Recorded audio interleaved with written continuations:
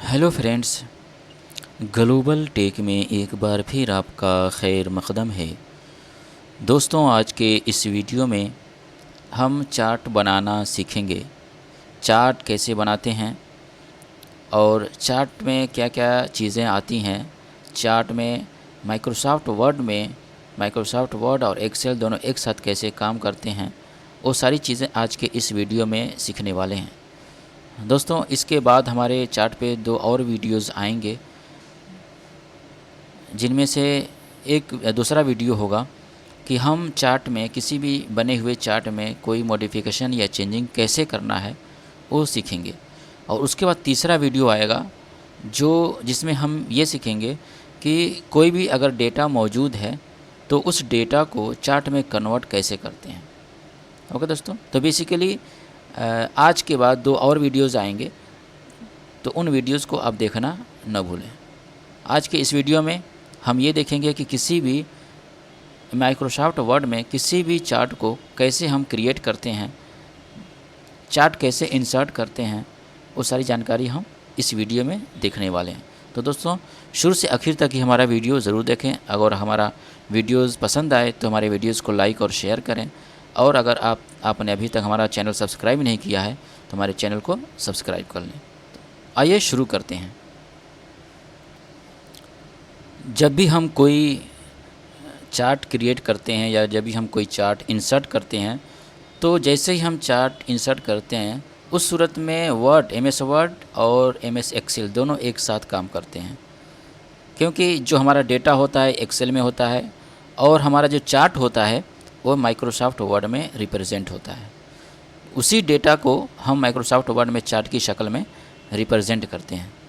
तो दोनों यानी माइक्रोसॉफ्ट वर्ड और माइक्रोसॉफ्ट एक्सेल दोनों एक दूसरे के साथ काम करते हैं।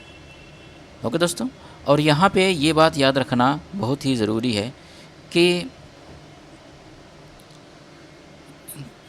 जेनेरिक चार्ट डॉक्यूमेंट में जब भी हम कोई चार्ट इंसर्ट करते हैं तो एक जेनेरिक चार्ट निकल कर के सामने आता है और उसमें एक वर्कशीट होती है, या ये कहें कि एक्सेल की शीट होती है जिसमें सैम्पल डेटा होता है एक्सेल का। तो आप उस सैम्पल डेटा को एडिट करके चार्ट बना सकते हैं। यही कह सकते हैं कि उसी सैम्पल डेटा में हम एडिटिंग करते हैं और फिर उसके बाद चार्ट बनाते हैं। तो जो वर्कशीट होती है या एक्सेल की जो फाइल होती है उसमें हम डेटा इंसर्ट करते हैं और उस अपने हिसाब से जो चार्ट होता है उसको क्रिएट करते हैं। ओके दोस्तों, यहाँ पर अब हम शुरू करते हैं कि यहाँ पे देखिए, यहाँ पे स्टैंडर्ड बार में जो मेनू बार है, यहाँ पे इंसर्ट का ऑप्शन है, इंसर्ट का टैब है। इस इंसर्ट के टैब पे क्लिक करेंगे। उसके बाद यहाँ पे देखिए चार्ट का ये ऑप्शन है। इलस्ट्रेशन का जो ग्रुप है, इसी में चार्ट का ऑप्शन है। इस पे चार्ट पे क्लिक करेंगे। चार्ट पे जैसे ही हम क्लिक करेंगे, यहाँ पे देखिए लेफ़्ट साइड में ये चार्ट के सैम्पल्स हैं। ये सारे चार्ट के जो किस्में हैं या टाइप हैं, लाइन ये अलग है, ये अलग है, ये अलग है, ये सारे चार्ट हैं। तो हम इस कॉलम वाले चार्ट को लेंगे और यहाँ पर देखिए जो चौथा वाला जो ऑप्शन है 3D क्लस्टर कॉलम, हर एक कॉलम का अलग नेम होता है। तो यहाँ पे 3D जो क्लस्टर्ड कॉलम है इसको हम सेलेक्ट करेंगे और इसी को हम क्रिएट करेंगे। ओके दोस्तों, हम यहाँ पे अब उसके बाद ओके पे क्लिक कर देंगे। ये देखिए, हमने जैसे ही ओके पे क्लिक किया, यहाँ पर एक हमारा चार्ट बन करके आ गया और यहाँ पे एक छोटी सी वर्कशीट यहाँ पे दिखाई दे रही है जो एक्सेल की वर्कशीट है। ओके दोस्तों, तो यहाँ पे देखिए जो भी हमारे डेटा हैं वो सारे डेटा यहाँ पे चार्ट में शो हो रहे हैं। अगर यहाँ पे हम कुछ भी चेंजिंग करेंगे तो वो सारी चेंजिंग यहाँ पे दिखेगी। इसी को हम सैम्पल डेटा बोलते हैं। और हमको मान लीजिए जैसा कि ये सैम्पल डेटा है, अगर मान लीजिए हमको चूँकि नया डेटा क्रिएट करना है तो हम सारे यहाँ पे जो भी सैम्पल डेटा हैं सारे हम डिलीट कर देते हैं और उसके बाद हम अपने हिसाब से जो भी डेटा है उसमें टाइप करके अपना बनाते हैं। तो अभी हम पहले इसको समझ लेते हैं, अंडू करते हैं। यहाँ पे देखिए सीरीज़ है, सीरीज़ 1, सीरीज़ 2, सीरीज़ 3, और यहाँ पे जो सीरीज़ लिखा हुआ है यहाँ पे सीरीज़ 1, सीरीज़ 2, सीरीज़ 3 है। ओके, यहाँ पे कैटेगरी 1, 2, 3, 4 लिखा हुआ है। यहाँ पे देखिए कैटेगरी 1 2 3 4 लिखा हुआ है। और यहाँ पे देखिए, पहले यहाँ पे सीरीज़ 1 में देखिए एक डेटा दिया गया है कि हमें कैटेगरी 1 में सीरीज़ 1 में कौन कौन से डेटा यहाँ पे 4.3 2.5 3.5 4.5। अब यहाँ पे कैटेगरी 1 में चूँकि हमारे डेटा 3 हैं, सीरीज़ 1 2 3, ये हमारे 3 तरह के डेटा हैं। तो इसी वजह से यहाँ पर भी 3 डेटा दिए गए हैं और तीनों अलग अलग कलर में दिखाए गए हैं। इसका मतलब ये है कि कैटेगरी 1 में जो सीरीज़ 1 2 3 है, उसमें जो सबसे ज़्यादा है और 4.3 है उसको ब्लू में दिखाया है, और जो दूसरा वाला है यानी सीरीज़ 2 है 2.4, ये छोटा है तो ये ऑरेंज कलर में दिखाया है, और सीरीज़ 3 में जो 2 है ये सबसे छोटा है तो इसको ग्रे कलर में दिखाया है। लेकिन इसी में देखिए कैटेगरी 4 में जो ग्रे कलर है वो सबसे ज़्यादा है, यानी 5 है, तो 5 को यहाँ पे ग्रे कलर में ज़्यादा दिखाया है। और सबसे कम है 2.8, तो 2.8 ये ऑरेंज कलर है तो ऑरेंज कलर को यहाँ पे छोटा दिखाया है। और 4.5 जो ब्लू कलर का है इसको दिखाया यहाँ पे क्या बोलते हैं, ब्लू कलर में दिखाया है।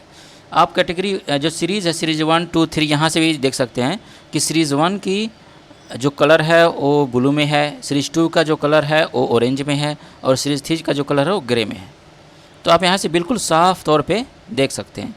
और यहाँ पे देखिए 5 है, अब इसकी जगह 10 भी हो सकता है, 15 भी हो सकता है, तो जितना मैक्सिमम इसका होगा वही मैक्सिमम यहाँ पे दिखाएगा।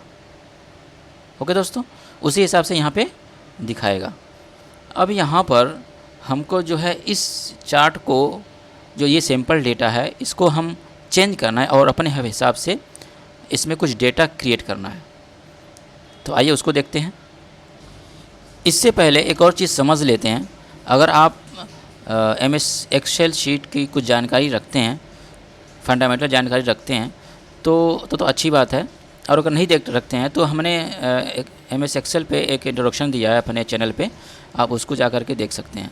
यहाँ पे थोड़ी सी चीज़ें यहाँ पे वाज़ेह कर देता हूँ कि देखिए एक्सेल की शीट में यहाँ पे ये जो रो है इसको रो बोलते हैं, यहाँ से लेकर के ये जो लाइन है इसको रो बोलते हैं।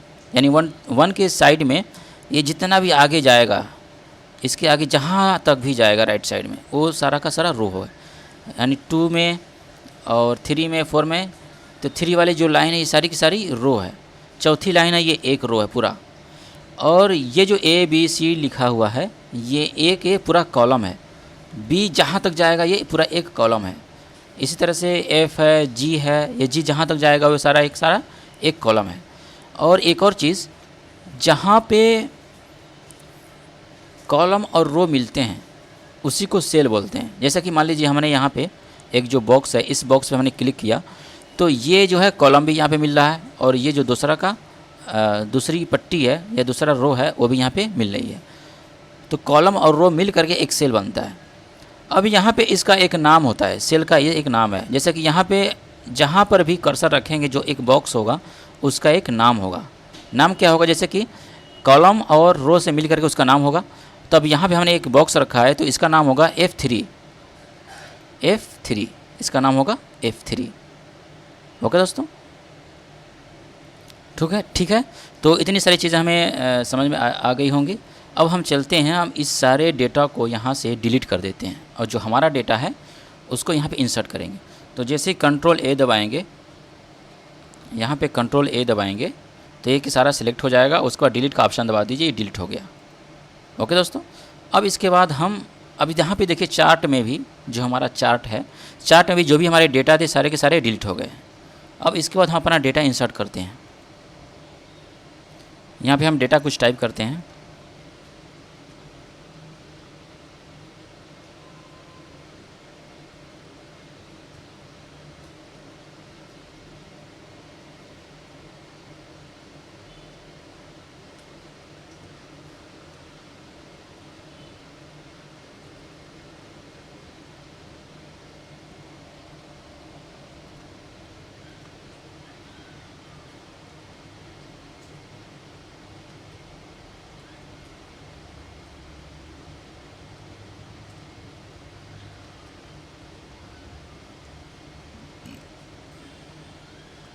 इसके बाद इंटर की दबाएंगे तो यहाँ पर आप देख सकते हैं एक चीज़ यहाँ पे देखिए, ये जो मार्च जून सितंबर यहाँ तक जो प्री डिफाइंड सैंपल डेटा था यहाँ तक था, और हमने एक डेटा को और यहाँ पे जोड़ा है या बढ़ाया है, तो ये डेटा यहाँ पे देखिए जो हमारा चार्ट उसमें शो नहीं कर रहा है।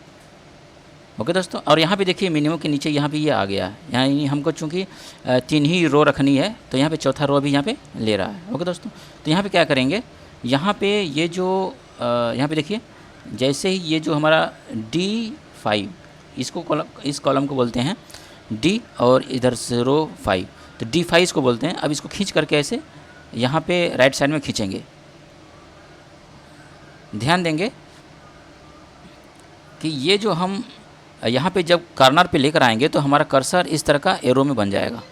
इसको अगर इधर करना है तो इधर कर दीजिए, और अगर इसी कर्सर के जब एरो बन जाएगा तो अगर राइट साइड में करना है तो राइट साइड में कर लीजिए। ओके दोस्तों, यहाँ पर ये डिलीट हो गया है, इसको टाइप कर देते हैं। और उसके बाद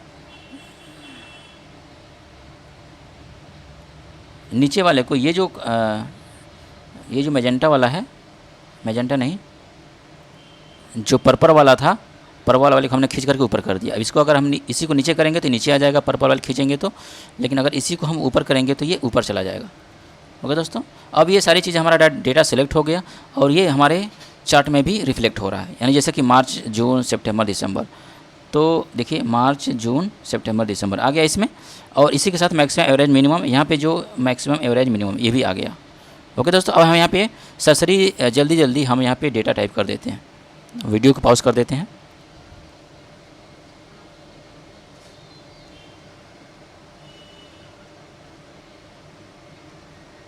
ये देखिए जैसे जैसे हम यहाँ पे टाइप करते जा रहे हैं वैसे वैसे यहाँ पे एक एक जो हमारा चार्ट है उसमें एक पाई जो है इस तरह की बनती जा रही है। तो यहाँ पे चूँकि मार्च का जो महीना है, मार्च के महीने हमने टाइप किया है, तो वहाँ पे जो मैक्सिमम एवरेज मिनिमम है उसमें हमने टाइप कर दिया है। तो अब यहाँ पे देखिए जो ब्लू है वही यहाँ पे दिखाई दे रहा है। मार्च के महीने में हमने जो कलर लिया है, यहाँ पे देखिए मार्च में जो ये ब्लू है बस वही यहाँ पे दिखाई दे रहा है। अब यहाँ पे जून के महीने में चूँकि ये जून ऑरेंज में है, इस तरह के जो डार्क ऑरेंज है उस तरह के ऑरेंज में है, तो अब उस जो भी टाइप करेंगे वो यहाँ पे दिखाई देगा। जैसे कि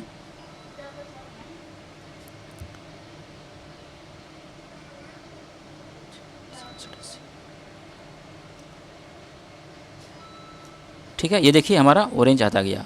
अब सितंबर के महीने में यहाँ पे देखिए नीचे जो ये ग्रे कलर है, तो इस ग्रे कलर को हम फिल करेंगे।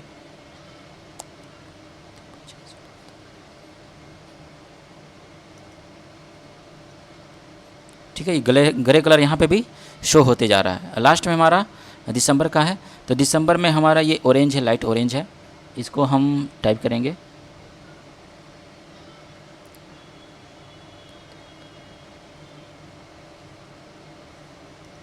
ओके दोस्तों, तो यहाँ पे जैसे जैसे हम टाइप करते जा रहे हैं उसी हिसाब से हमारा जो चार्ट है वो रिफ्लेक्ट होते जा रहा है, यानी डेटा हमारा शो होते जा रहा है। ओके दोस्तों, यहाँ पे आपको अच्छी तरह से समझ में आ रहा होगा कि जो मार्च जून सितंबर दिसंबर ये जो चार कॉलम हैं, इन चारों कॉलम को यहाँ पे दिखा दिया। ठीक है, और मैक्सिमम एवरेज मिनिमम ये जो 3 रो हैं, इन रो को यहाँ पे दिखा दिया। ओके दोस्तों, तो इसका मतलब ये है कि जो मार्च के महीने में मान लीजिए आपकी जो सेल हुई है, सबसे ज़्यादा सेल यहाँ पर कुछ गलती हुई है, यहाँ पे मैक्सिमम की जगह मिनिमम होना चाहिए।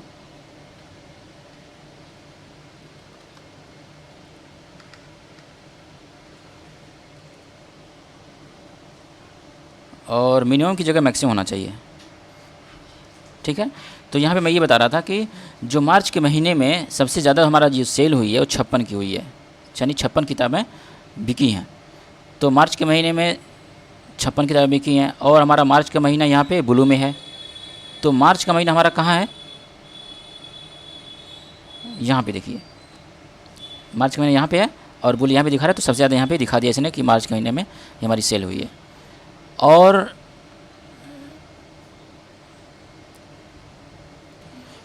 जून के महीने में सबसे ज़्यादा जो सेल हुई है 80 किताबों की हुई है, तो यहाँ पे 80 लिखा हुआ है। और जून का महीना हमारा दिखाया है ऑरेंज, डार्क ऑरेंज से, डार्क ऑरेंज से दिखाया है। तो सबसे ज़्यादा है यहाँ पे देखिए, मैक्सिमम जून के महीने मैक्सिमम यहाँ पे डार्क ऑरेंज में दिखा दिया। ठीक है, तो इस तरह से आप अपने डेटा को दिखा सकते हैं। अब इसको जो है दोबारा इसको एक्सेल शीट को सेव करने की ज़रूरत नहीं है, बल्कि आप जो है यहाँ पे कर्सर MS वर्ड में जो फाइल है यहाँ पे रखेंगे तो ये अपने आप ये हट जाएगा, या यहाँ से क्लोज़ कर दीजिए। अगर नहीं हट रहा है तो यहाँ से क्लोज़ कर दीजिए। इसको सेव करने की ज़रूरत नहीं है। ये जो माइक्रोसॉफ्ट वर्ड है ये अपने आप ये सब की सारी चीज़ें अरेंज कर लेगा। ठीक है, यहाँ पे से क्लोज़ कर दीजिए। ये देखिए, बाकी दोबारा अगर आपको चेंजिंग करनी है तो यहाँ पे देखिए, जैसे ही हम इस पर सेलेक्ट करके चार्ट को सेलेक्ट करके जैसे हम दोबारा क्लिक करेंगे तो इस तरह की हमारी सेटिंग आ जाएगी। फॉर्मेट में जा कर के या डिज़ाइन में जा कर के जो भी चेंजिंग नहीं कर सकते हैं। तो मॉडिफिकेशन या चेंजिंग का वीडियो हमारा अगला होगा, यानी इसके बाद हमारा एक वीडियो आएगा जिसमें हम किसी भी चार्ट, अगर हमारा जो चार्ट बना है उसमें कोई मॉडिफिकेशन करना है या कोई चेंजिंग करनी है, कुछ फॉर्मेटिंग करनी है, तो सारी चीज़ें हम अपने अगले वीडियो में देखेंगे। तो आज के इस वीडियो में बस इतना ही। आज हमने इस वीडियो में ये देखा कि हम अपने माइक्रोसॉफ्ट वर्ड में किस तरह से कोई चार्ट क्रिएट करते हैं, कोई चार्ट बनाते हैं। तो अगर आपको हमारा वीडियो अच्छी लगी हो तो हमारे वीडियोज़ को लाइक और शेयर करें, हमारा चैनल सब्सक्राइब कर लें।